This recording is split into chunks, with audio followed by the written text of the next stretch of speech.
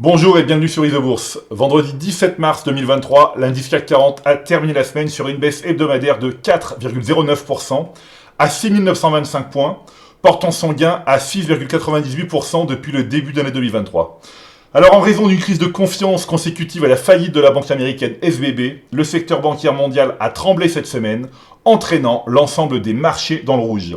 Sans exception, les principaux indices de la zone euro ont clôturé la semaine dans le rouge, la plus forte baisse hebdomadaire revenant au principal indice de la bourse de Milan, le FTSE MIB, avec une perte de 6,55%.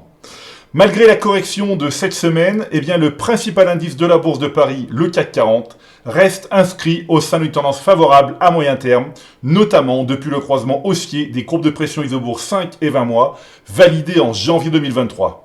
Plus largement, à l'exception de Bruxelles, les principales bourses de la zone euro, Francfort, Paris, Milan, Madrid et Amsterdam, restent soutenues à moyen terme.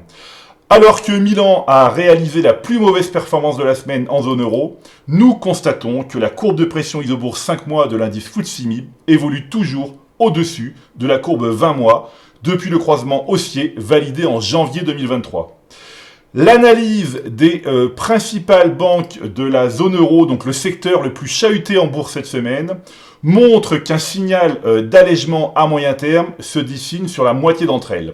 Mais je rappelle à nouveau qu'un signal mensuel se construit du premier jour du mois jusqu'au dernier jour du mois et n'est validé que le dernier jour du mois, soit fin mars 2023, pour les signaux en cours. Patience donc. Avec une perte hebdomadaire de 20%, l'action Banco de Sabadell a terminé parmi les plus fortes baisses des banques de la zone euro cette semaine. Le modèle Isobourse est positif à moyen terme depuis janvier 2021 sur le titre de la banque espagnole. La correction est à la hauteur de la progression puisque l'action Banco de Sabadell gagne encore 165% depuis le croisement haussier des courbes de pression Isobourse 5 et 20 mois. Je rappelle que lorsque la courbe de pression Isobourse 5 mois évolue au-dessus de la courbe 20 mois, nous savons que nous évoluons dans une phase de marché favorable à moyen terme, mais nous ne connaissons ni la force ni la durée du mouvement. C'est notamment dans les phases de correction que les investisseurs pris par la panique ont souvent tendance à couper aléatoirement leur position en portefeuille.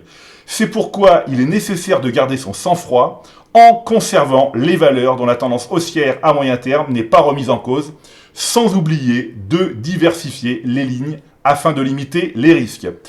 Voilà, écoutez, c'est maintenant à vous de faire le point de vos valeurs en portefeuille avec Isobourse. Je vous donne rendez-vous pour la prochaine chronique et d'ici là, restez avec nous sur Isobourse.